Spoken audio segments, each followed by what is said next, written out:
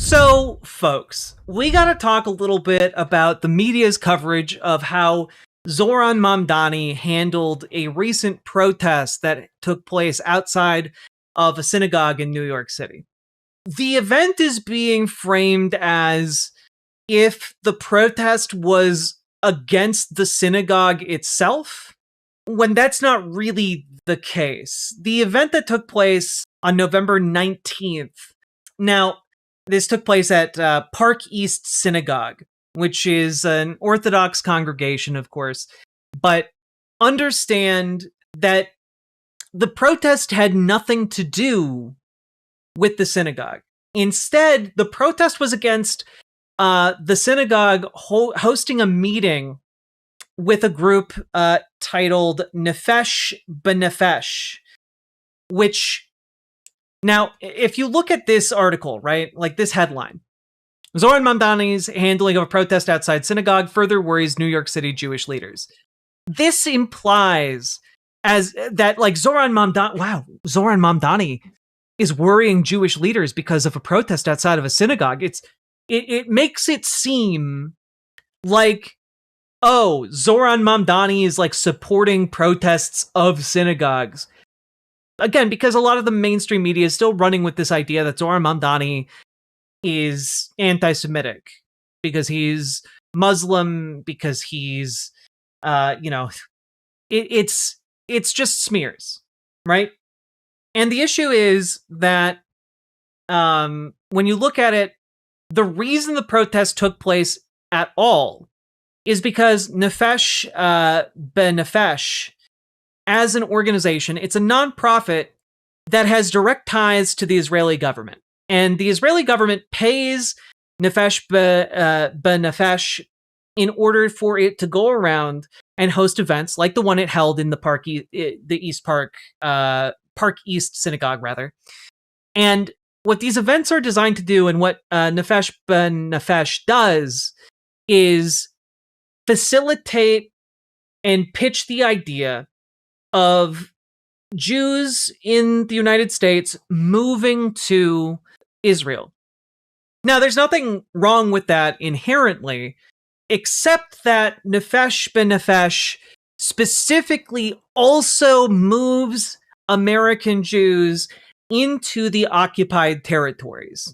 Those illegal settlements that we talk about all the time, that Israel has been countless times condemned by international organizations and the UN and various world leaders the world over.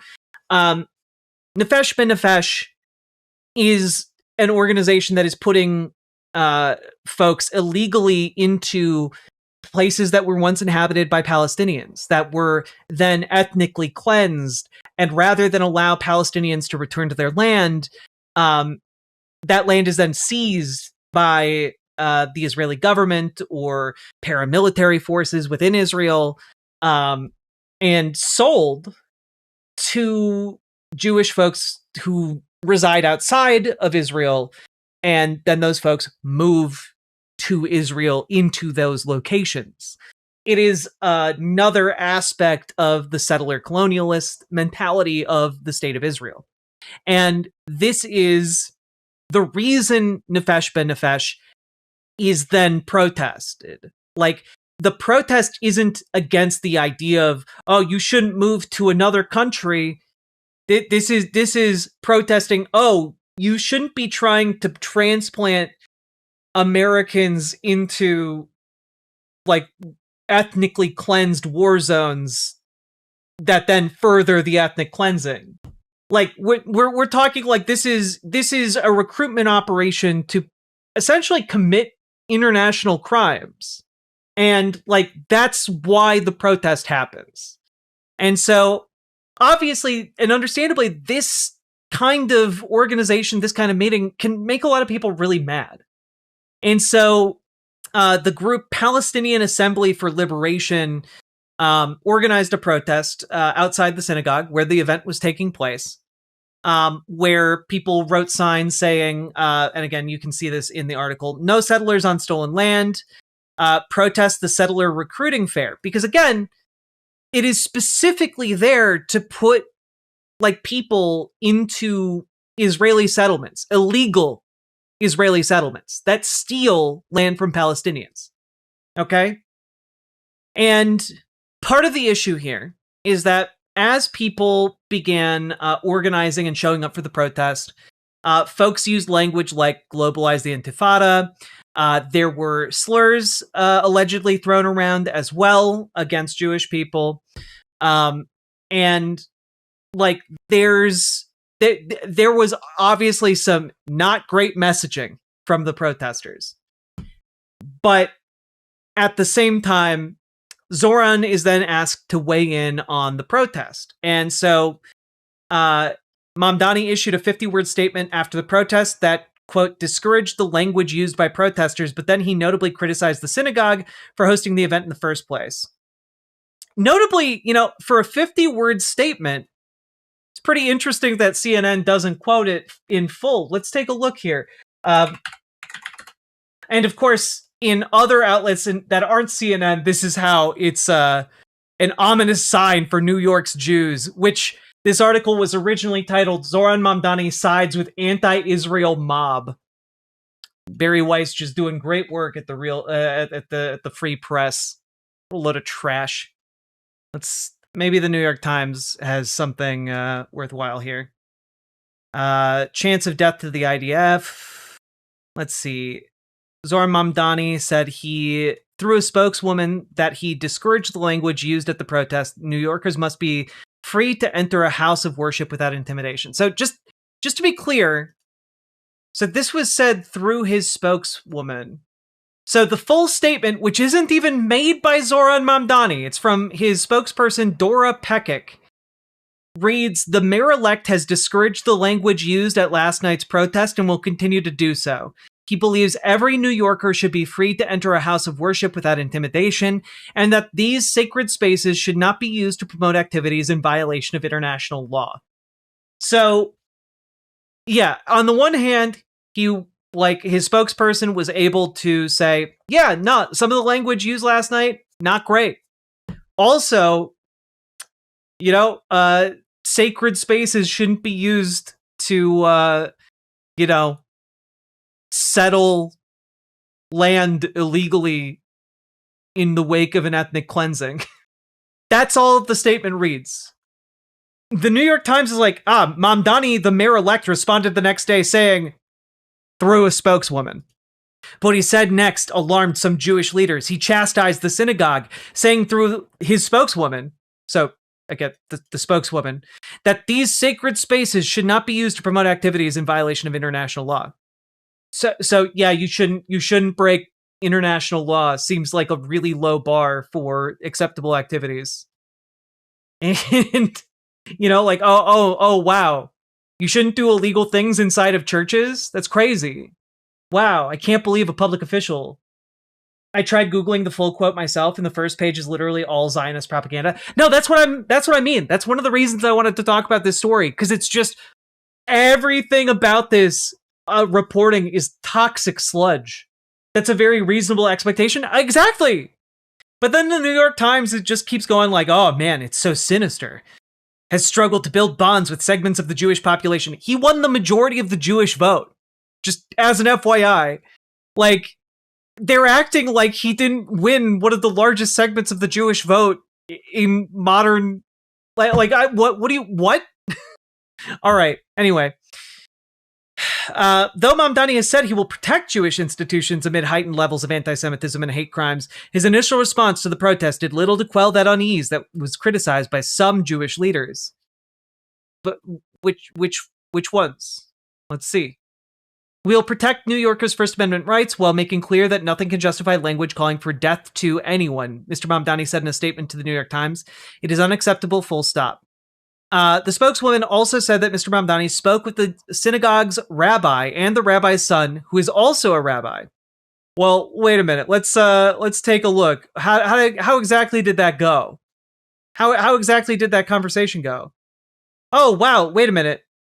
Miss Katzman said Nefesh Ben Nefesh does not endorse, recommend, or promote any specific community, location, or neighborhood to move to in Israel, but that appeared to be at odds with the organization's website, which appears to contain pages of detailed recommendations about life in Israeli towns, as well as in some of the largest settlement blocks in the West Bank.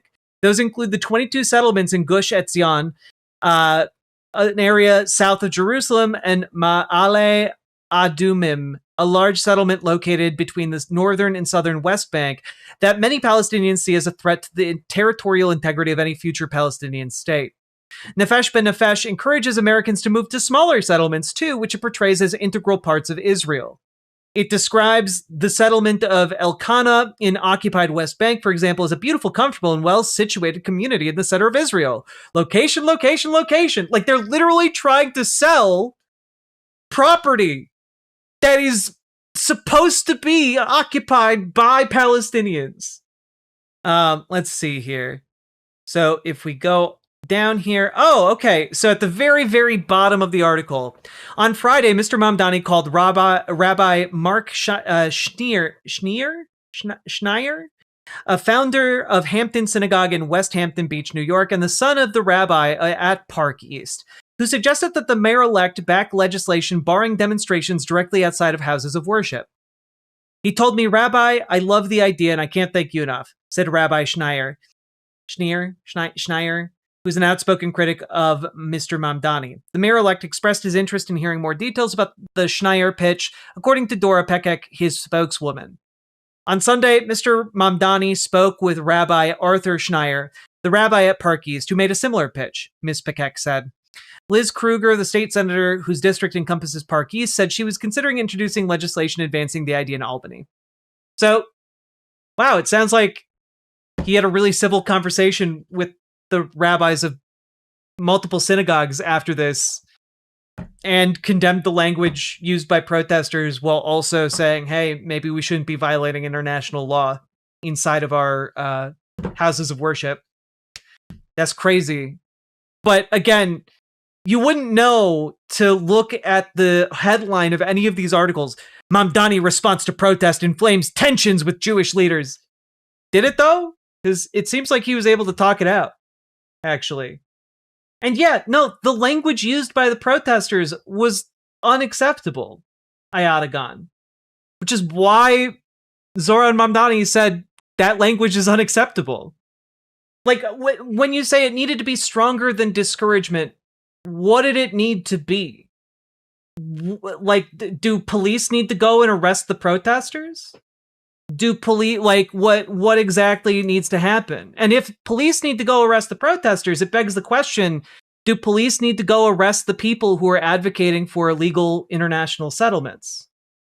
I just think that perhaps the thing that should be focused on here is, in fact, the extension of ethnic cleansing that's being enabled in these institutions.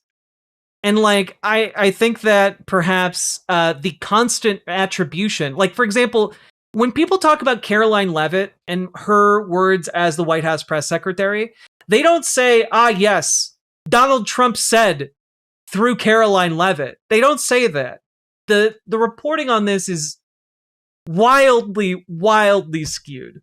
These newspapers hate him so goddamn much. It's crazy. And like, I think it's good to discourage protesters from taking more and more extreme positions that get closer towards violence. But I also think that, hey, we need to have a serious talk about the fact that these institutions that they are protesting are hosting settler colonial expos to sell off land from like a people that's being genocided. And yeah, there's bad faith reporting going on here. And like, it's bizarre to me that the headline story isn't that there is an organization funded by the Israeli government that is touring around New York City trying to get like Americans to emigrate to areas that are being ethnically cleansed. Like, that seems like that's what the story should be here. But, you know, I think the idea of legislation creating like a minimum zone for protest outside of religious institutions is probably a fine one. I don't really have a problem with that myself, but I also think there should probably be sister legislation for that, barring the use of religious institutions for, you know, selling real estate against in violation of international law. A colonial timeshare meeting is wild. Exactly. Like not like it literally furthers the goal of the ethnic cleansing that has been slow rolling for like the last 50 years. It's a whole fucking mess. But I just get so mad at the reporting on these in these major institutions. Sounds a little free speech zone to me. Yeah, but like I'm just not all that fussed about it. I think that it's fine to perhaps have a slight limitation in that way around religious institutions, in a similar way that I think it's fine to have a similar zone around like Planned Parenthoods, you know, to allow for like people who are going to go get abortions to be able to safely do so. But like again, it would need to be done with sister legislation outlawing the activity that was happening in that synagogue. I think like generally I'm supportive of free speech, but I also understand that there are going to be some limitations. I'm not a free speech absolutist. Long story short, I think Zohran Mamdani's spokeswoman did fine. I think Zohran Mamdani himself, when actually asked on the record, did better. And I think meeting with the rabbi is really, in my eyes, diffuses the entire situation. The bad faith reporting around all of this and framing around all of this is just, it's bigotry. It's a bigotry of a different kind. And like, I think it is good that Zohran Mamdani and his spokeswoman condemned and discouraged what happened and not what happened, but the language of the protesters, because I think some level of decorum among protesters is really useful to guide the narrative. Because when you get protests where the headline is protesters had a bad slogan rather than what you're actually protesting, then your protest has failed. You know, you don't want to give them room to like mischaracterize you. I have to say, Mamdani did not once sew my pants or cook me dinner. Anyway, all that being said, Zohran Mamdani did great. News media failed. At least mainstream news media failed. And the undertalked about part of this story is how a lot of institutions and places in America are complicit with the ethnic cleansing of what is of the Palestinian people. And it's disgusting and it's sick, and people have abided it for far too long. And with that being said, support the stream if you can. Like, comment, and subscribe. Share it, the segment around if you got anything out of it. And let's keep on going. Riverboat Jack is coming to town. All the viewers gather around. Twitch and YouTube and swishy streams. All that content is bursting the seams. Politics, gaming, and plenty more. Your sense of fashion you'll adore. So grab your stuff and hop aboard. We're going straight to Jack's Discord. Riverboat.